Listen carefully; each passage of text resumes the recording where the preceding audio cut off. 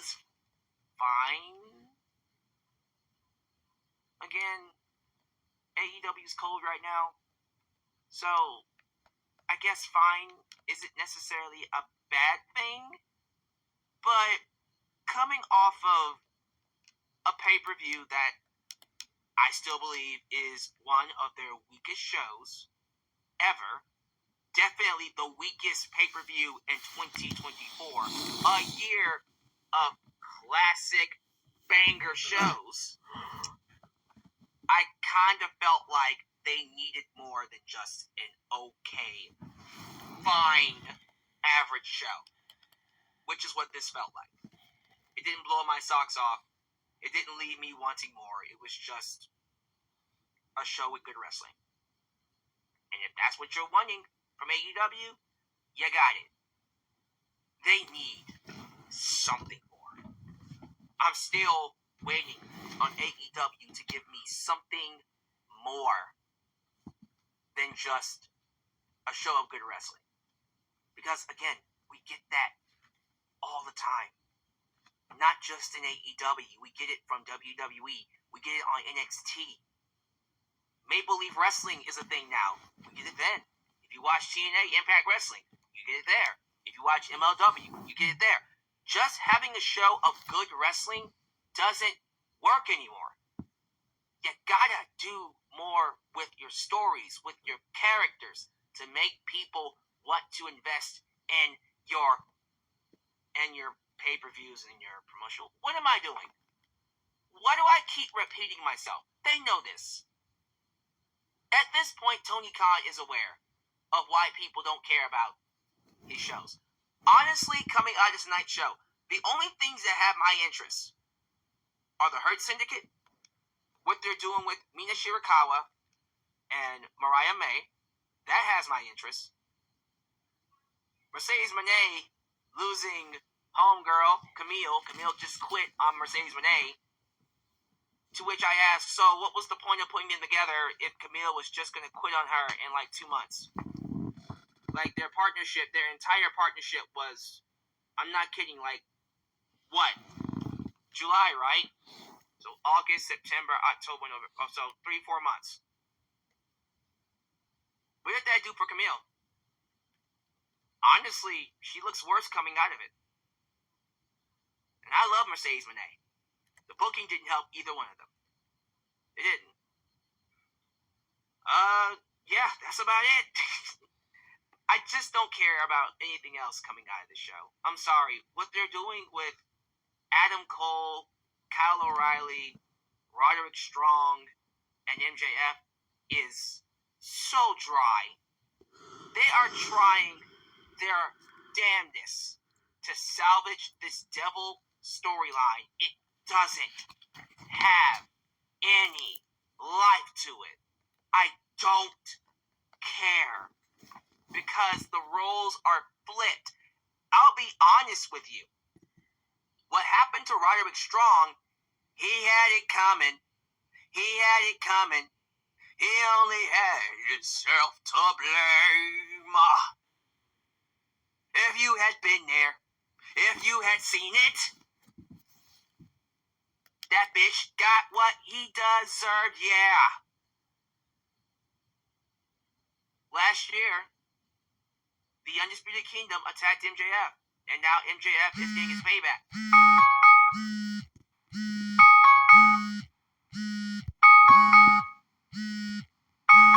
So and I'm supposed to feel bad for Roderick Strong. I don't feel bad for Roderick Strong. You're getting what you deserved.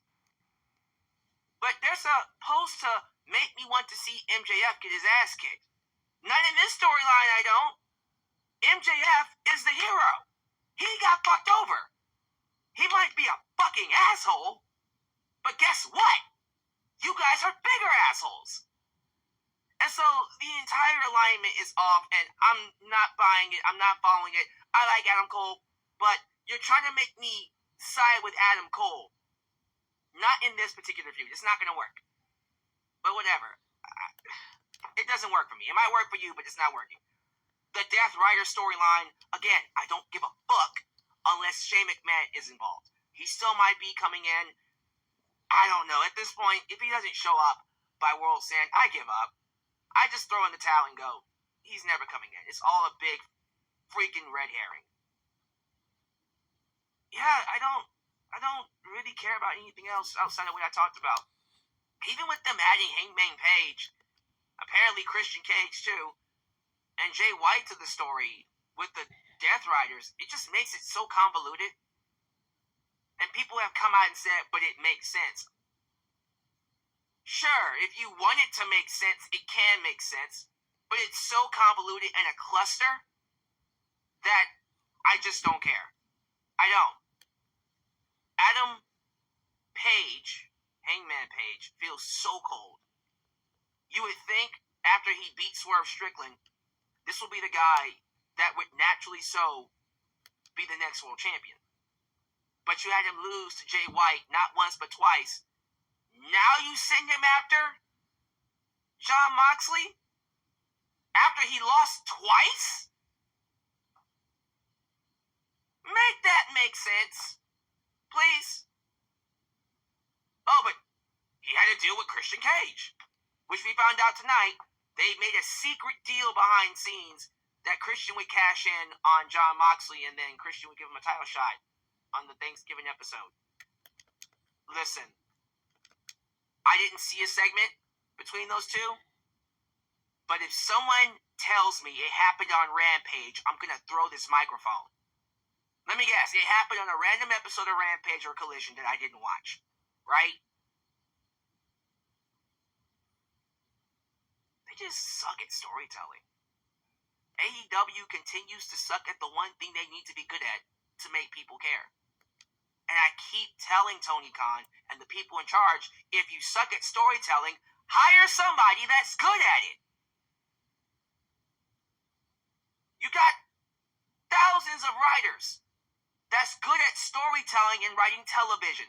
Bring one of them in. What are the writers of Lucha Underground again? Chris Roach and Chris DeJoseph. Bring them in. This is crazy, man.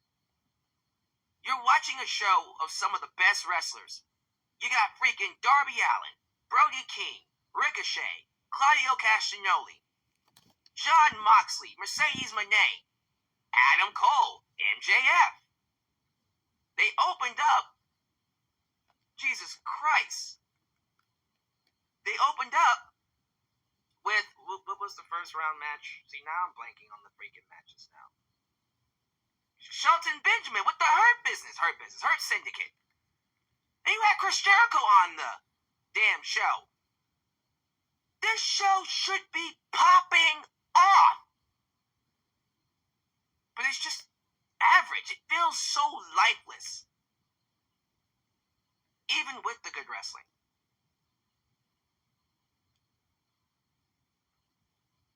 And honestly, I already knew going into this review that the show wasn't going to be all that interesting. I wanted to be wrong, but I wasn't wrong. And now, luckily for me, I had a second topic, which is now going to be the main topic to discuss. And that's the drama between Tony Khan, Ricky Starks, apparently GCW, and other parties involved. Listen here. I saw that trend. Believe it or not, I'm still on X, Twitter, so I'm able to stay in the know. Vince McMahon was trending on X, which had me worried because I was thinking, please don't give him a pardon. Please don't give him a pardon. Please don't give him a pardon. We know his ex-wife is in the cabinet, so I'm worried that a pardon is coming. Please don't you dare give him a pardon. Don't you dare do it. But when I saw him trending, I got terrified. I'm like, oh my God, is he getting a pardon? No. You click on the trend, it's people saying Tony Khan has become Vince McMahon. And then it's all about Tony Khan canceling Ricky Starks' GCW events. And extending his contract. No, it has nothing to do with him. It has to do with Why their did he drama do it? outside. You know why he did But it. It's the same reason it seems he like a extended lie. Phoenix's contract to keep them from going to WWE because he's petty and he's a child. 40-year-old child. It's ridiculous. I'm sorry. At this point, the comparisons to Vince McMahon, although he's not an offender, they're warranted. I can't even speak out against it. Usually what I would say is, listen, Tony is not as bad as Vince. He's getting there, but he's not as bad as him. Shoot, I might as well say he's there now because when I watch Dynamite tonight, it feels like I'm watching Raw from 2019. All that talent, and you can't do a single thing to make people care. But I guess they get a pass because it is the Continental Classic, and it's going to be wrestling based. And that's cool, and I'm alright with that, but you can still tell a story through the Continental Classic, through a tournament. Stories can still be told. But people don't care about that. They care about Ricky Starks. They care about Ricky Starks not being let go. Ricky Starks being taken away from GCW events and having his contract extended because Tony Khan is petty. And I remember saying this, and I'm going to say it again. If Tony Khan wants to ever not be compared to Vince McMahon, don't do things that Vince would do. And unfortunately, he's doing exactly what Vince McMahon and WWE have been criticized over for a long time. Holding talent hostage when they want to leave. We're going to get into that interview. We're going to talk about Ricky Starks, his interview with Chris Van Vliet. I'm going to give you my thoughts on the drama. And I'm not going to lie to you, I might actually find a way to defend Tony Khan in AEW. At least when it comes to GCW. Because I'm going to give you some details about that. And then I'm going to review Dynamite because why not? It happened. It's not going to be a very lengthy, in-depth review. It's going to be a review of what I saw, what I cared about, what I didn't like, what I liked, and then you're going to have fun discussing it in the live chat and in the comments. But thank you all for joining me. You could be anywhere on this Thanksgiving Eve, but you chose to be here with me, and I appreciate it. Before we get things started, quick shout out to Danger, Mr. Dylan Danger, moderator Dylan Danger, who's celebrating his birthday with us today. Happy birthday to ya. Happy birthday to ya. Happy birthday. Hey. Mr. Dylan Danger, happy birthday, sir. I hope you are here to celebrate it with the people.